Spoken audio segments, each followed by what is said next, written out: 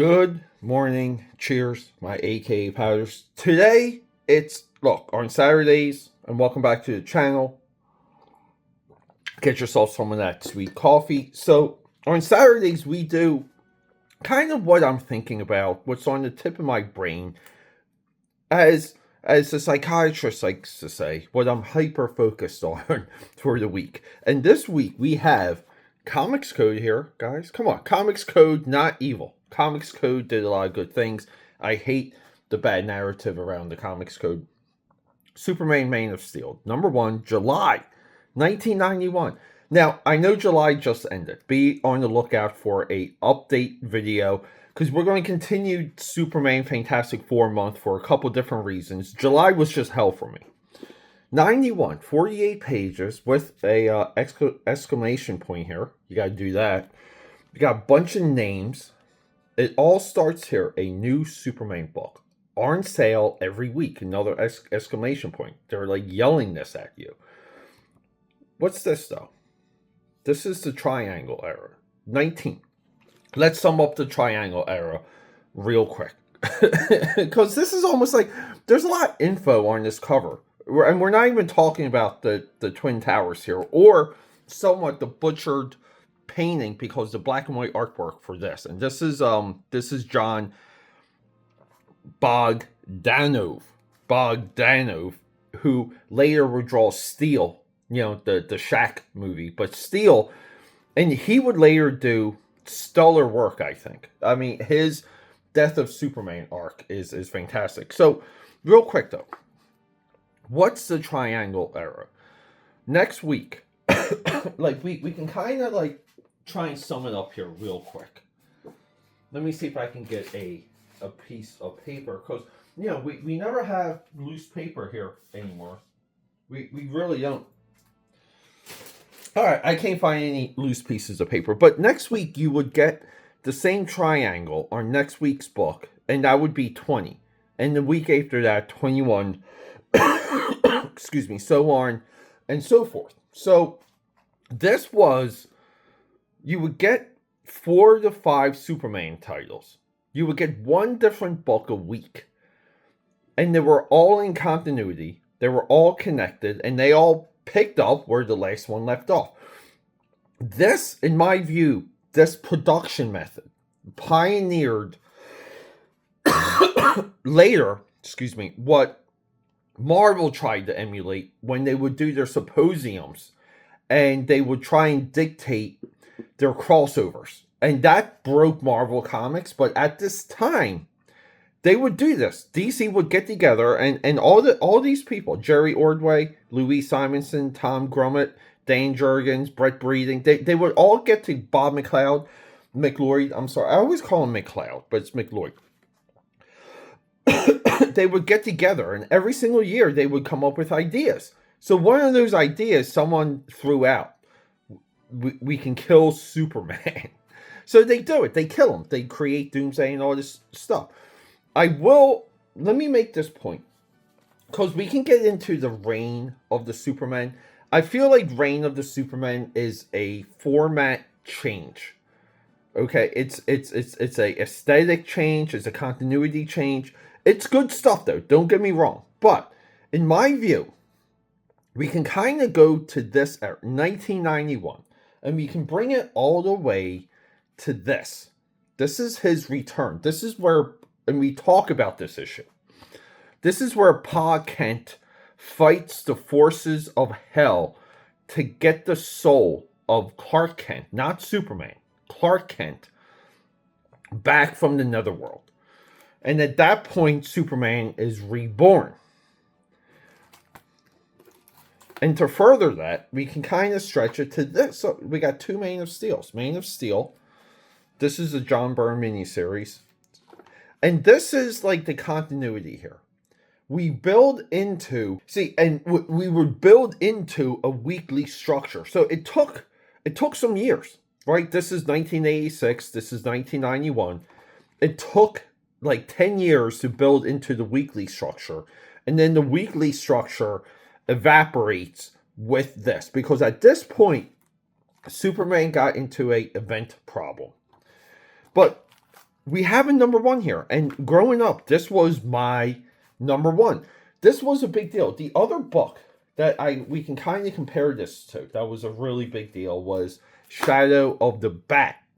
Because for a lot of people, this was their Batman number one. And it wasn't about it like a mini series. It was a monthly book. Monthly books during this time, they were heralded way higher. They were at such a higher regard than the miniseries. Miniseries were almost like cheap market tricks. They were just cheap ways to test the market. People wanted monthly. You have to understand that. And this is a part of like building interest around the character. But I just want to make a couple other notes here. We've been talking a lot about Fantastic Four because it's Fantastic Four Superman month. And what we try and do as a comic book publisher, we try and like gain interest and build into reasons to buy and read and to even share the books. Marvel, I mean, look at these covers, right? I mean, you can tell they were desperate for new monthly readers. So they just kept doing these gimmick covers, like endless. And there's some of these that I left out from this era. Fantastic Four, they tried to do Fantastic Force, another gimmick cover, right? But the one true Fantastic Four number one was this series, Fantastic Four Unlimited. And here too, sideways gimmick cover, right? So like you guys see a little bit of my point where Fantastic Four eventually had to get like rebooted to gain interest. Like Superman was a big enough character where they really didn't need the gimmick covers, even though he got some. But in all, if you look at the landscape of it all, most of his gimmick covers are impactful story elements or landmark issues. DC approached it very different. But we would even get like tangents, like Thunderstrike here. This is Thor, right? Like essentially we can say this is Thor. Gimmick cover, new number one, right? Like Blood Without Glory. Like, but this is the appeal for this is the people who liked Thor, and at the time there wasn't much of them. Here's Blood Axe here, one of the most perfect 90s villains, by the way. But it was the idea was, do you want a new Thor number one? Okay, we can't renumber Thor because like even then blasphemous, because we know Thor coming from journeying into mystery, but we can get a Thor proxy and give that a number one. So we're in a little bit of like the spiral end. This is the beginning of the end of this like golden era. So what happens in 48 issues? That's the big question. Well, number one, we get some of the most fantastic artwork of the era. This is a all hands on deck. This is individuals who deeply respect the character, that they're putting their best foot forward. Every single panel, every single pencil stroke, every single brush stroke, even the coloring. The coloring for this, I think, is transformative because they do these effects here, and we see the T's here. See what is this exactly? What's back here? Well, that's the colorist. Let's get his name because I forget his name. Glenn Whitmore over here. Glenn's doing the best he can. We're not in quite the computer era, nor should we be, by the way. I'm not into computer coloring. I think I'm drifting very far away from that, even though I love the results. But we have a effect. But it's a day in Metropolis. And guys, I love this rail line here. I love these people. I love well-drawn panels that have a lot going on. But yeah, people are picketing, they're striking. Someone shoots off a gun. And here, we get this is what the writer does. This is Louis Simonson here, right? Bullet severed the steering cable. So someone panics, shoots a gun. Superman is there to save the day. But guys, look at this panel. Yeah, so we get some stellar artwork. And here, look, here's the crew. Louis Simonson writer, John Bagdonov, I love that name, Tom Grummett, Bob McLeod, Dan Jurgens, pencilers, Dennis Jenke, Jerry Ordway, Bob McLeod, Brett Breeding, inkers. And we have here, we have a little signature tagging that, these are the guys. So John Bagdonov, he opens the book, which is perfectly appropriate. Remember what I said about them butchering the I never liked the tone of this cover, and some of it could be the way it was photographed. With that, we have the New York, the biggest show of the year. This is one of the only times we get the inked version of the cover. This is one of the only times this is ever printed. I'm not sure this ever got reprinted. I don't know, AKAPAD. I mean, the hair looks good, but other than the hair, what are we doing here? I don't know. Yeah, so Superman saves a day, stops the bus, saves a cat. This is all in a day in the life. But I love, again, like these 3 panels here and just the way the leaves are silhouetted. Look, we have a little bit of a tree here, but the open negative space. Look at like the gesture drawing for the kid with the cat. This is beyond good stuff here. I mean, again, like the hands. These are all things like any modern artist, modern comic book illustrator. God save the indies, because the indies are so far away from this. But even the modern day standards struggle for this level of artistry. They really do. But this was pre-image era too, where this style is antiquated. This is not going to sell billions of comics. We have to sell billions of comics. Thank you, image guys.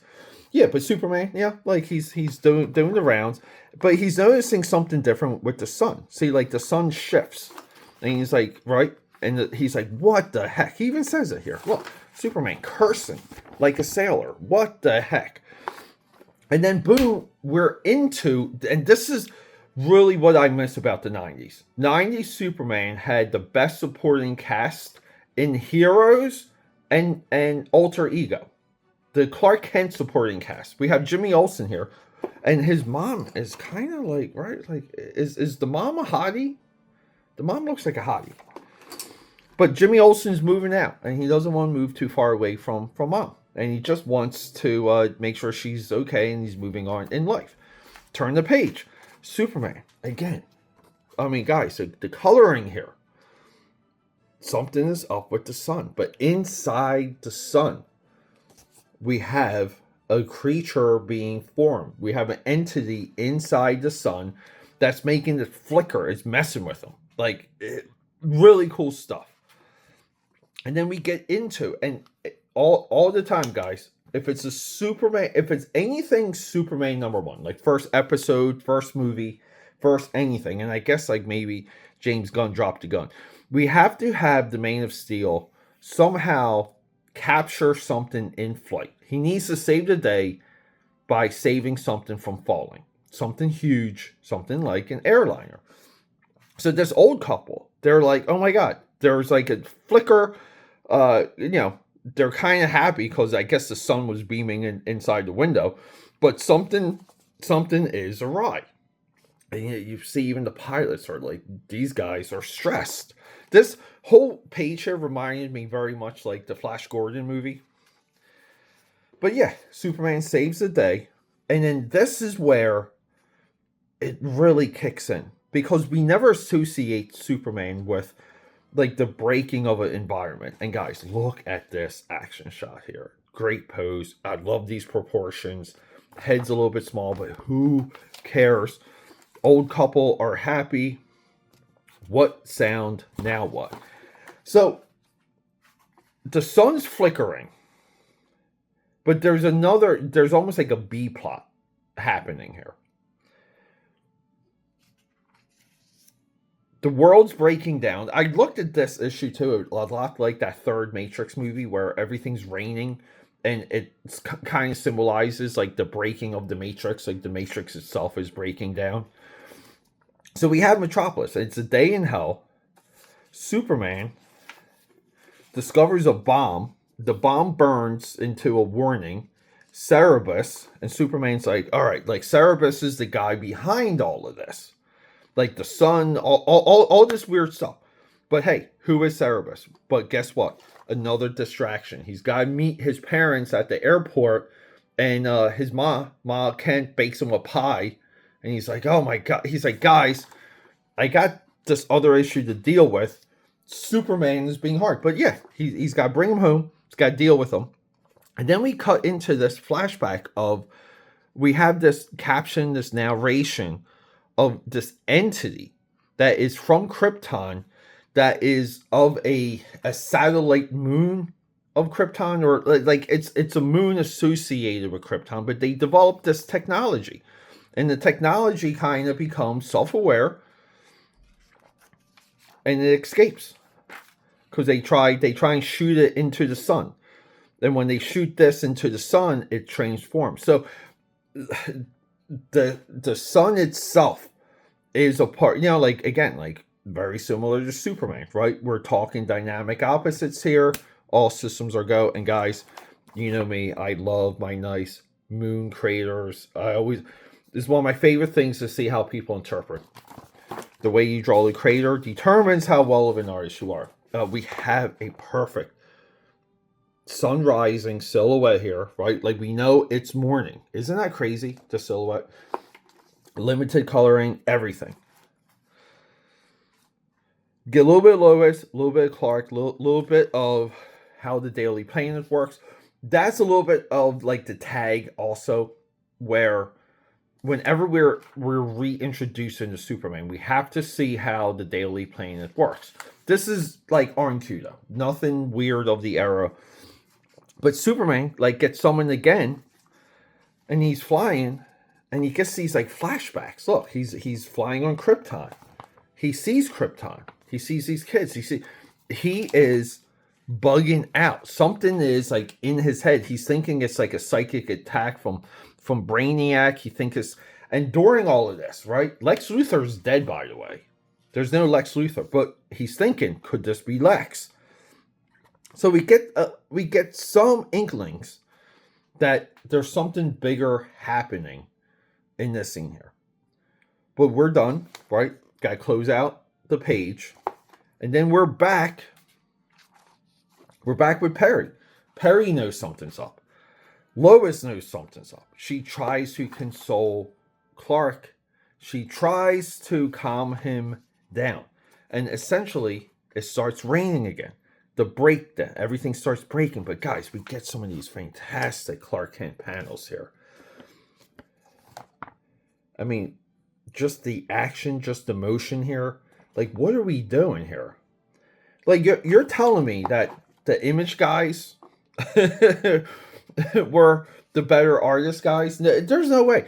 Todd McFarlane doesn't even come close to this, by the way, guys. I'm sorry. So we're back a little further in the day. Night comes, rain comes, and Superman is just trying to figure everything out. What's Cerebus? What is Cerebus? Well, we know there's potentially two things happening, right? Something's messing with the sun, but then we also have Cerebus here with the bomb. Who had the bomb? Let's get back to the bomb right here. Oh my God, what do we do? Do we know our pages right here? So we have an A and B plot happening here. And then we get this flashback where this entity that was casted into a sun, that was reborn from within a yellow sun, he finds another Kryptonian refuge, and it's an old lady, and she did nothing but, like, she's almost like a naturist, right? She's the Green New Deal lady. And yeah, this Kryptonian technology shows up, but it zaps her. It views her as a threat. And Superman, like, see, it's Luthor. See, it's got to be. Superman's just trying to figure this out. He's not having any luck. And then we have this entity now flying into the atmosphere, volcanoes shooting off, lightning striking Superman. But Superman hears something. See, he hears the frequency of a radio, and he busts into this building, and there's an effing bomb. right? But are they related? So Superman's going to fight the Cerebus dude. He saves the day, throws the bomb, saves the day. And there he is, right? So Superman's got to fight this guy. And he's making comments that this is the technology doesn't quite add up. Where where did the technology come from? Who is it? Is it Luthor? Like, is it Brainiac? It's quick, it's powerful, but Superman like eventually just like rips the thing to shreds.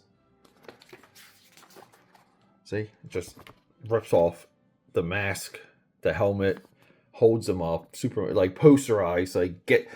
Here's the thing that does bother me. If this was drawn today, you would have all the idiots with their phones out. Like, we have to get back to an era in comics where the modern world isn't quite in the comic.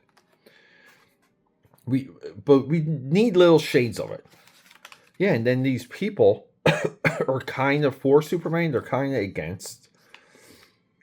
Right? Like, the people are kind of divided on this. I mean, this is very dynamic here, story-wise. But then Cerebus here, he gets zapped. And he just evaporates. And Superman is like, what the like, good thing these people saw that, because they would think I did it. And then we have this bodiless entity that transforms.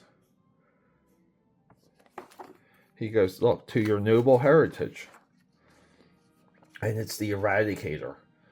AKAPAD. The Eradicator becomes one of the Supermen. So hold up here. So I thought I had it. Reign of the Supermen. So one of these, we know this, Cyborg Superman. We have Superboy. We have Steel. And then the other one, of course, is the Eradicator. So when the Eradicator, when it was revealed that, the Superman of Tomorrow, I think he was, or the Man of Tomorrow is back, right? I forget, they had a name for the Eradicator Superman. When it was revealed to be Eradicator, everyone was like, holy crap, like this really could be the one, because the Eradicator is of true Kryptonian origin. And maybe there was something to where Superman ended up in the body of the Eradicator. That was a lot of the comic shop speculation back in the day. So, guys, that is, in my view, one of the most important issues that come out of the 90s is a Superman monthly #1. It's a big deal. So, we talked about gimmick covers. And yes, I realize this is a die-cut gimmick cover. The Superman gimmick covers, though, were way different than what Marvel was doing with the Fantastic Four. And here's another example of that. We have Adventures of Superman 505, 31, right? This is the return where Superman has like the long hair. So this comes after the death. And we would get this, we started to get this expansion of the Superman family. And this is a clone, right? This is a different creature that is Supergirl. Technically, this is a different creature that is Superboy. So by this time, and it took them, we can argue, it took them like 20 years to figure out, like, in continuity methods to have a Superman family. And I think it all worked. It was really nice stuff at the time. We have the return of Lex Luthor, the red-headed Lex Luthor. And to get back into this right here, Back from the Dead, The Adventures of Superman, issue 500. This really is, in my view, just one of the all-time great Superman issues. I would put this over anything from like Death of, anything from, I mean, you can kind of measure this against the John Byrne era, just when it comes to impact and the way that they targeted the character. And also too, so we talk about Superman having a supporting cast of characters for Clark Kent. The supporting cast for Superman which were the other heroes of Metropolis. Really good stuff.